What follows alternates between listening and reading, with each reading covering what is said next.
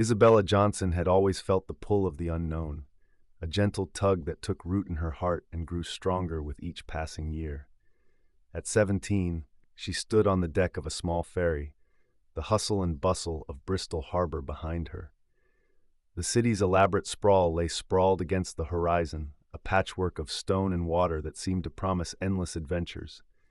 Isabella's eyes were wide with anticipation, hands clutching the railing as the wind tousled her dark curls. She arrived in Bristol to spend the summer with her Aunt Clara, who ran a quaint bookshop nestled in one of the city's older quarters. The shop smelled of parchment and ink, its shelves lined with tales of far-off lands and daring heroes. It was here, among the dusty tomes, that Isabella discovered a world beyond the confines of her rural upbringing. The summers in Bristol were vibrant and alive, the cobblestone streets teeming with merchants shouting their wares, the occasional clatter of hooves as carriages rumbled by. Isabella found herself swept into the city's rhythms, charmed by its character and history. On a particularly bright morning, curiosity led her to an alleyway not far from the harbor, where she stumbled upon a peculiar antique store. There she met Eliza, a spirited young woman with a mischievous smile and a knack for finding the extraordinary in the mundane. The two struck an immediate friendship, bonding over shared tales and a mutual hunger for the extraordinary. It was Eliza who proposed a daring adventure, a journey up the river Avon, past the bustling city heart to explore the ruins of an old manor said to house a treasure long forgotten by time. Intrigued by the prospect, Isabella agreed, her adventurous spirit ignited by the promise of an expedition. They set off the next day, provisions packed, hearts racing with the unknown. The Avon proved a worthy adversary, its gentle curves and hidden rocks demanding their focus and skill. Isabella and Eliza navigated its waters with a blend of caution and exhilaration, laughter ringing out over the waves. As the sun dipped towards the horizon, they made camp on the riverbank, sharing dreams illuminated by the glow of a small fire. The day's journey had been only the beginning, their destination still ahead, shrouded in mystery and anticipation. Isabella leaned back, eyes catching the glint of stars beginning to peek through the twilight sky. The following morning, Isabella awoke to the symphony of birdsong and the rhythmic flow of the river. As she packed up their camp, Eliza's infectious energy spurred them onward. Setting off once more, they steered their small boat further upriver, the anticipation of adventure weaving into their every movement. The ruins of the old manor lay just beyond a particularly sharp curve in the river.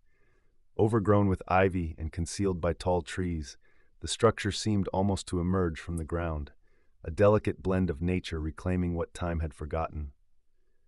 The girls clambered up the bank, Eliza leading the way with Isabella close behind, their steps quickened by the possibilities lying ahead. Inside, the manor was a world unto itself, whispers of its past grandeur lingering in the delicate arches and crumbling walls. As they walked through the halls, Isabella could almost see the echoes of the lives that once filled these rooms, their laughter and footsteps a distant memory, now silent in the cool dusk of the interior. In what might have been the library, they stumbled across a heavy wooden chest, tucked away behind a fallen bookcase. Together they managed to pry it open, revealing its treasure, a collection of letters and artifacts, remnants of lives lived with passion and purpose. Isabella and Eliza spent the afternoon poring over the letters, piecing together stories lost to history. Each letter unveiled tales of love, ambition, heartache, and joy, connecting the two girls to those who had come before them. It was a treasure beyond their wildest dreams, not of gold or jewels, but of experiences and emotions that transcended time. As the sun began to set, the golden light filtering through the broken windows cast the room in a warm glow. The weight of their discovery settled into a comforting presence around them, binding Isabella and Eliza in their shared adventure. The girls knew they had found something truly special, not just in the chest, but in the bond they had formed and the stories they had uncovered. Their journey back to Bristol was filled with a sense of joy and fulfillment, each stroke of the oars marking the end of one adventure and the promise of more to come.